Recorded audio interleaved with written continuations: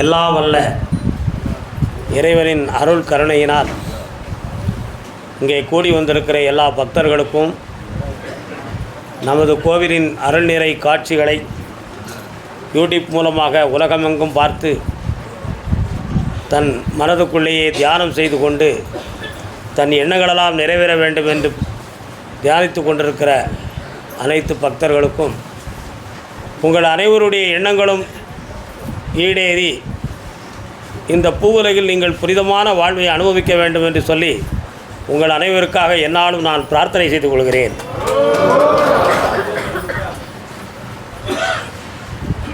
நமது மனிதனுடைய வாழ்வில் ஞானம் என்பது ஒரு பெரிய சர்க்கம். அந்த ஞானத்தை அடைய வேண்டும் என்பது ஒரு பெரிய கடினம். அந்த கடினமான பாதையில் செல்வதற்கு 1000 பேர்கள் முயற்சி செய்தாலும் 1-2 பேர்கள் தான் அதில் வெற்றி அடைய முடியும். ஆனால் முயற்சி செய்தவர்களுக்கே அந்த புகழும் அந்த பெயரும் கிடைப்பது இயற்கை தான். ஏனென்றால் சென்ற பாதையின் மரியாதை தான் அதற்கு காரணம். ஞானத்தை நோக்கி சென்ற பாதை தான் அதுக்கு காரணம். அப்போ அந்த பாதைக்கென்று ஒரு மரியாதை இருக்கிறது என்பது ஒரு பொருள். ஞானத்தை விரும்பக்கூடிய ஒருவனுக்கு வஞ்சகம் சூது உள்ளத்தில் இருக்கக்கூடாது. இருந்தால் அவன் முழு ஞானியாக இருக்க முடியாது. குற்றங்களை களையக்கூடிய புத்தி உடையவனாகவும் குறைகளை மனதால் மன்னிக்கின்ற தருணம் உடையவனாகவும் இருக்க வேண்டும். ஆனால் நமது அவதாரங்களில் பல தெய்வங்கள் அவதரித்து அதர்ம செயல் செய்தவர்களையெல்லாம் தெய்வங்கள் அழித்திருக்கு என்பது ஒரு சில மனிதனுடைய வாக்கு. ஒருவன் அளவுக்கு மீறி அதர்ம செயல்களை செய்து தர்மங்களுக்கு எதிரியாக நடக்கும் பொழுது அவதாரங்கள் புதுமையாக தோன்றி அவர்களை அழித்தது உண்மைதான். அந்த அழிவு நடந்ததும் நியாயம்தான். அது ஏன் இது மட்டும் பொருந்துகிறது? ஏனென்றால் ஞானத்தை தேடி சென்ற மகா முனிவர்களையே சில மனிதர்கள் அதர்மங்களாக குறுக்கிட்டு அவர்களுக்கு இடையூறு செய்தது உண்மைதான். விஸ்வாமித்திரர் தவம் இருந்தார். மாரீசன், சுபாகு என்னும் 2 அசுரர்கள் அவருடைய தவத்துக்கு இடைஞ்சலாக இருந்தாங்க. ஸ்ரீராமரும் லக்ஷ்மணனும் போய் காவலிருந்து சுபாகுவை கொன்றார்கள். மாரீசன் மாயையால் மறைந்தான். ஏன்? அந்த தவஞானிகளுடைய தர்மத்துக்கு அவங்க இடையூறு செய்ததனால். அதே போல் நிறைய அதர்ம செயல்கள் செய்து கொண்டிருந்த கீசகன் முதல் கம்சனன் வரை செய்த குற்றங்களை பொறுத்து கடைசி முடிவில் கிருஷ்ணரே அவதாரம் எடுத்து தாய்மாமனாகிய கம்சனை வதம் செய்தார். முக்கோடி வாழ்நாளும் முயன்றெடுத்த தவக்கோடும் கொண்ட ராவணேஸ்வரன் அதர்ம செயல்களை செய்து மிதமிஞ்சிய பாதையிலே தவறாக போன காரணத்தினால் எம்பெருமான் நாராயணன் ராமனாக பிறந்து ராவணனை அழித்தார். சூரன் ஆணவத்தாலும் திமிராலும் தர்மத்துக்கு எதிராக நடந்த ஒரு காரணத்தினால் எம்பெருமான் முருகப்பெருமான் தோன்றி சூரனை வதை செய்தார். இதைப்போல எத்தனையோ சித்தர்களுக்கும் ஞானியர்களுக்கும் இடைஞ்சல் செய்து கொண்டிருக்கக்கூடிய விஷயத்தை நினைக்கிற பொழுது ஏதோ ஒரு அவதாரத்தின் காரணமாக அந்த இடையூறு செய்வதற்கு ஒரு அழிவு இருக்கும் என்பதை இந்த வரலாறுகளெல்லாம் சுட்டி காட்டியது. இதை உணர்ந்த பெரியோர்கள் தான் அதர்மங்களுக்கு துணை செய்யாதே, தர்மத்தோடு நடக்கக்கூடியவர்களை, தானம் செய்யக்கூடியவர்களை அவமானப்படுத்தாதே, திருக்கோவில்கள் வழிபாடு மூலமாக பிறருக்கு புண்ணியம் செய்து கொண்டிருப்பவர்களுடைய நெஞ்சை புண்படுத்தாதே என்ற பல்வேறு தர்மங்களை எடுத்து கூறியது. காரணங்கள் இதுதான். விதியின் வழி செல்லக்கூடியவனுக்கு மதி வேலை செய்யாது என்பதுதான் ஒரு பெரிய விஷயம். இழைக்கின்ற விதி முன் செல்ல தர்மம் பின்னிறங்கி ஏக என்று கம்பன் சொன்னதைப் போல விதி முன்னே வழிநடத்தினால் மதி மயங்கிவிடும். மகாபாரதத்திலே தர்மனுக்கு விதி முன்னின்றது, தர்மம் பின்னியங்கியது. ஆகையால் பகடையிலே வீழ்ச்சியடைந்தான். ஸ்ரீராமருக்கு விதி முன்னே சென்றது, தர்மம் பின்னிறங்கிய காரணத்தினால் வனவாசம் சென்றார். ஆக இந்த விதியின் வாயிலாக வீழ்ந்து விட்டவர்களின் எண்ணிக்கை பல கோடி.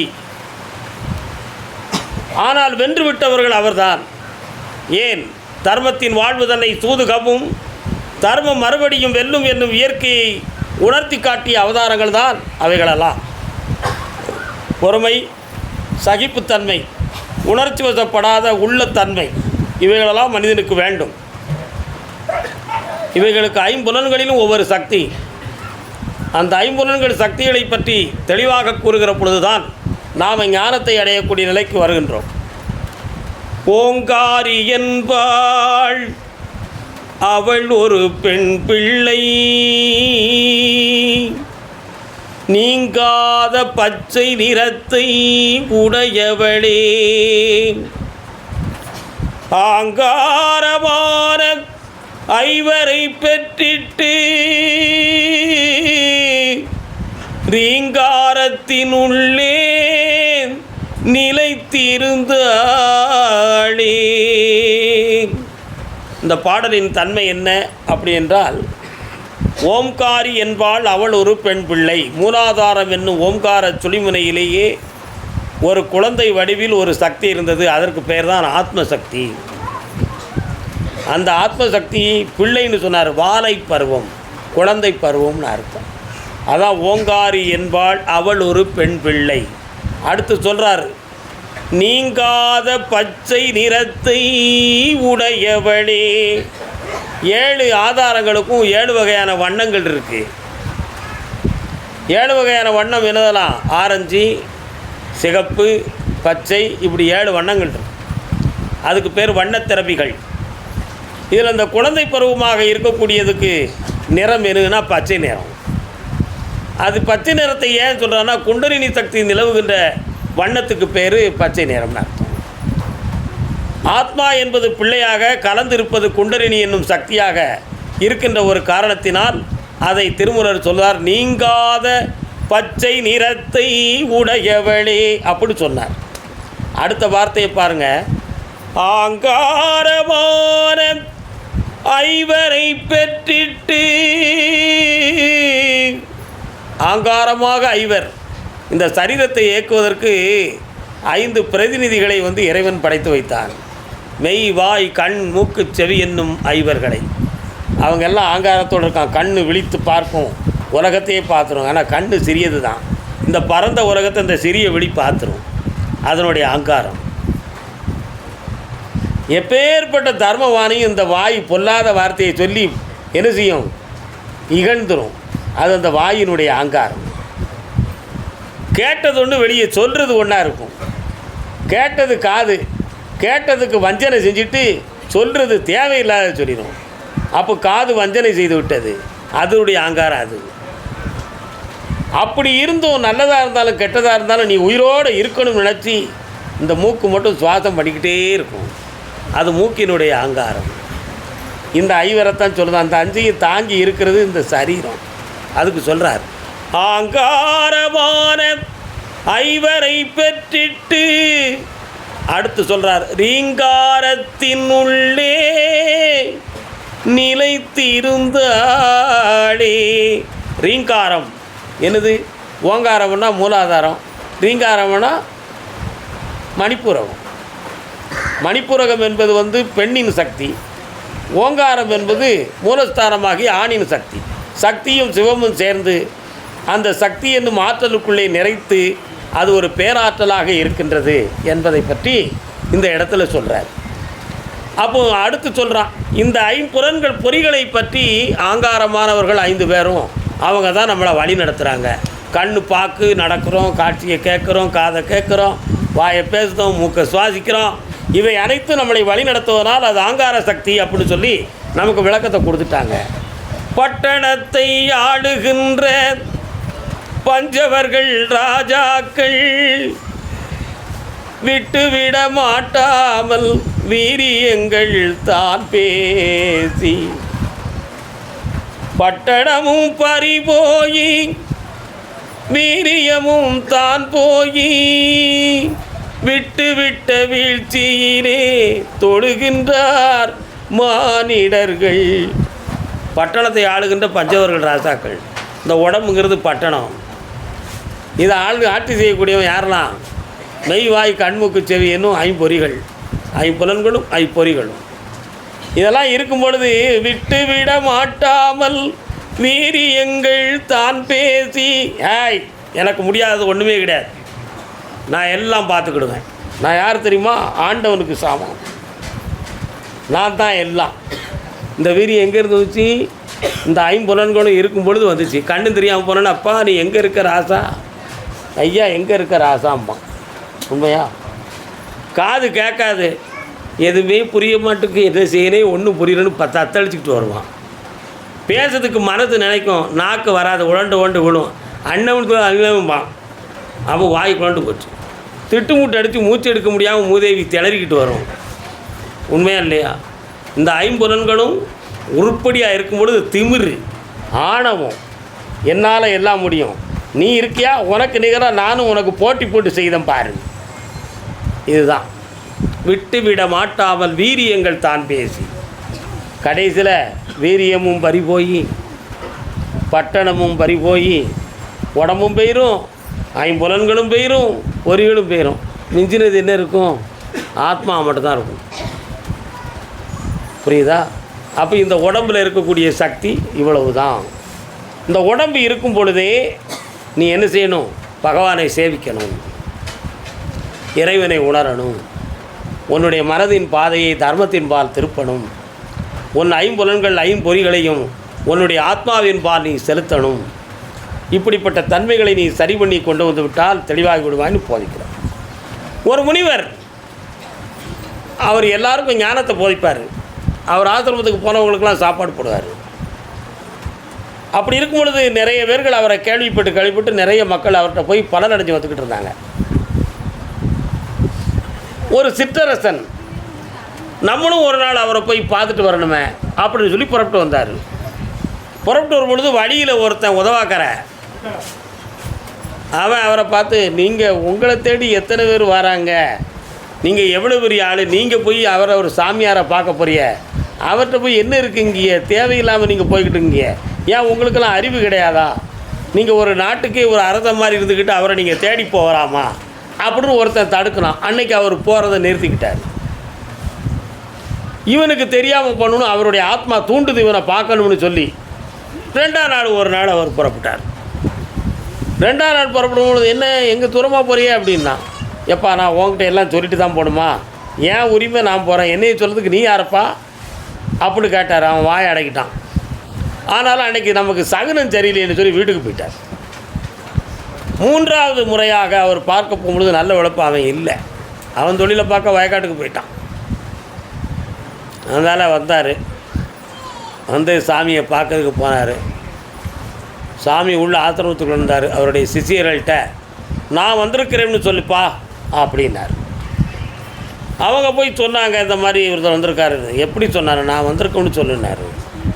சரி, சாமி இங்கே இல்லை, வேறு இடத்துல இருப்பதாக நீ சொல்லி அவரை அனுப்புனார் இந்த சாமி. அதனால் அவங்க வேறு இடத்துல இருக்காங்க, இன்னொரு நாள் வருவாங்க, நீங்கள் இன்னொரு நாள் வாங்க. அப்போ அடுத்து ஒரு முறை வந்தார். எப்பா நான் இன்றைக்கி சாமியை பார்க்கணும், நான் வந்திருக்கேன்னு சொல்லுப்பான்னார். இன்றைக்கும் வந்திருக்கிறாருன்னா, சரி இன்னொரு நாள் வர சொல்லுப்பா அப்படின்னார். அப்படி ஓரிரு முறைகள் வந்து போகும்பொழுதெல்லாம், நான் வந்திருக்கேன் பாருங்கள், நான் வந்திருக்கேன் பாருங்கள், எனக்கும் எவ்வளோ பெரிய பொறுப்பு போட்டு விடுவேன், நான் எத்தனை பேர் என்னையை பார்க்க வருவாங்க, நான் வந்திருக்கணும்னு அவர் மரியாதை கொடுக்க மாட்டேக்காரே, நான் வந்திருக்கணும்னு சொல்லியா அப்படின்னாரு. சரி இவன் டென்ஷன் பண்ணுறான்னு சொல்லி சிசியர்கள் அவனை உள்ளே கொண்டு வந்தோன்னே, சாமி ஐயா வாங்க அப்படின்னார். அவங்க வாங்க, நானே உங்களை பலமுறை பார்க்க வந்தேன் அப்படின்னு அவன் சொன்னான். உடனே இவர் சொன்னார், வந்ததுக்கு ரொம்ப பாக்கியம்தான் அப்படின்னார். நான் உங்கள்கிட்ட ஞானத்தை பெறணும்னு நினச்சேன்னாரு. பெறலாமே, நீங்கள் எனக்கு குருவாக இருக்கணும்னு சொன்னார். நான் செத்த பிறகு வாங்க, நீங்கள் ஞானத்தை அடைஞ்சிக்கலாம்னாரு. நான் செத்த பிறகு வாங்க, நீங்கள் ஞானத்தை அடைஞ்சிக்கலாம்னாரு. கோபம், நான் உங்களை பார்க்கணுன்னு வந்து ஞானத்தை அடையணும்னு சொல்லி வந்திருக்கிறேன், செத்த பிறகு வந்தால் எப்படி அடைய முடியும், போயிட்டு வாப்பா, அதுக்கு பிறகு பார்க்கலாம் நீ போ அப்படின்ட்டார். அரண்மனைக்கு போயிட்டார். போனவுடனே கொஞ்ச நேரம் அப்படி உட்காந்து பேசிக்கிட்டு வந்து மந்திரியாரை கூப்பிட்டு, நான் அவர்கிட்ட ஞானம் படிக்கணும்னு சொன்னேன், நீங்கள் எனக்கு குருவாக இருக்கணும்னு சொன்னேன், நான் செத்த பிறகு வான்னு சொன்னாரியா, என்னை ஒரு சிற்றரசவனு கூட மதிக்கலையாவன், அந்த சாமியாரை கூட்டு வா அப்படின்னார். சாமியாரை கூப்பிட்டு அரண்மனைக்கு போயாச்சு. அப்போ எல்லோரும் கேட்டாங்க, நான் ஒரு பெருமைக்குரிய ஒரு மனிதனாக இருந்து உங்கள்கிட்ட ஞானம் படிக்கணும்னு நினச்சேன். நீங்கள் நான் செத்த பிறகு வாங்கன்னு சொல்கிறீங்க, என்ன அர்த்தம் அப்படின்னு கேட்டார். தம்பி இப்பவும் சொல்லுத, நான் செத்த பிறகு நீ என்னை பார்த்து ஞானம் பெற்றுக்கலாம்ப்பான்னாரு. உடனே வாழை உருவினாதான். மந்திரியார் தடுத்தார், மன்னா நிற்கவும்னார். அவர் சொல்வதில் ஏதோ ஒரு சூட்சம் இருக்கிறதுன்னா. என்ன சூட்சம் இருக்கிறதுட்டான். உடனே ஐயா நீங்கள் கொஞ்சம் தெளிவாக சொல்லுங்கண்ணா, நான் செத்த பிறகு வா அப்படின்னார். மந்திரி சொன்னார், அவர் சொன்னதின் அர்த்தம் உங்களுக்கு தெரிகிறதா? நீங்கள் பலமுறை பார்க்க போனீங்க, பார்க்க போனால் நானே வந்திருக்கோம்னு சொல்லுன்னீங்க, நான் வந்திருக்கோம்னு சொல்லுன்னீங்க. இந்த இடத்துல பெருமைக்குரிய மனிதனாகிய நான் வந்திருக்கிறேன்னு சொல்லுனீங்க. அந்த நான் நான் நான் என்ற ஆணவம் உங்களிடம் செத்த பிறகு சுத்த மனிதனாக என்னைய வந்து பாரு, உனக்கு ஞானம் கற்பிக்கும்னு அவர் சொன்னாருன்னா இவன். இதுதான் அங்கே நடந்த உண்மை. அரசர் விறுவிறுன்னு வந்தார். என்னை மன்னிக்க வேண்டும், என் மனதில் இருக்கும் ஆணவத்தை தாங்கள் உணர்த்தினீர்கள். இன்னையிலிருந்து ஆணவம் கர்மம் மாயை என்னும் 3 மலங்களையும் நீக்கி பூரண சரணாகதியாகி உங்கள் மூலமாக முஞ்ஞானத்தையும் பெற்று வெற்றி பெற வேண்டுகிறேன் அப்படி இங்கே புரிந்தது. நாம் ஞானத்தை பெறுவதற்கு வழியில் ஒருத்தன் போகாதன்னு சொன்னான், அது ஒரு தடுதலை. ஏன்? நம்மகிட்ட இருந்த ஆணவம் தான் அவன் மூலமாக நமக்கு தெரியப்படுத்தியது. அதனால் நம்ம நின்றுட்டோம். ஆனால் நம்ம முன்னக்கூட்டியே வந்து இவரை பார்த்துருப்போம்னு சொன்னால் நமக்கு ஞானமும் கிடச்சிருக்கும், பலனும் கிடச்சிருக்கும். குருமகான்களுடைய வார்த்தைகளை இவ்வளோ சூட்சமாக இருக்குன்னு எனக்கு தெரியாமல் போச்சு அப்படின்னு சொல்லி மனநம் தான். புரியுதா? இதைத்தான் திருவாசகத்தில் செம்மை நலம் அறியாத சிதடரோடு திரிவேனை மும்மை மலம் அறிவித்த முதலாய முதல்வன்தான் எம்மையும் ஓர் பொருளாக்கி நாய் சிவிகை ஏற்றி வைத்து எம்மை எமக்கு அருளியவார் யார் அருள்வார் அச்சோவே. இந்த ஒரு பாட்டுக்குள்ளே என்ன விளக்குறது தெரியுமா?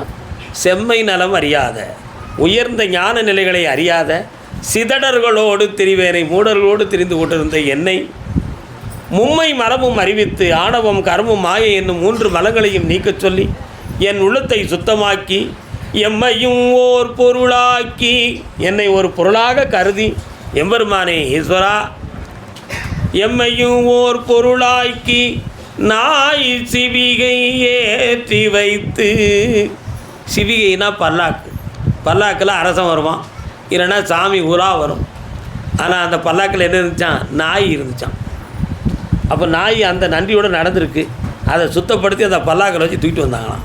அதை சொல்கிறார், எம்மையும் ஓர் பொருளாக்கி இந்த நாயாகிய என்னை ஒரு சிவிகையில் ஒரு பல்லாக்கில் ஏற்றி வைத்து என்னை எனக்கு அருளியவார். நீ எனக்கு கொடுத்த இந்த மரியாதையும் இந்த பொறுப்பும் இந்த ஆன்மீக ஞானத்தையும் கொடுத்தது மாதிரி இந்த உலகில் யார் அறிவார் அச்சோவே.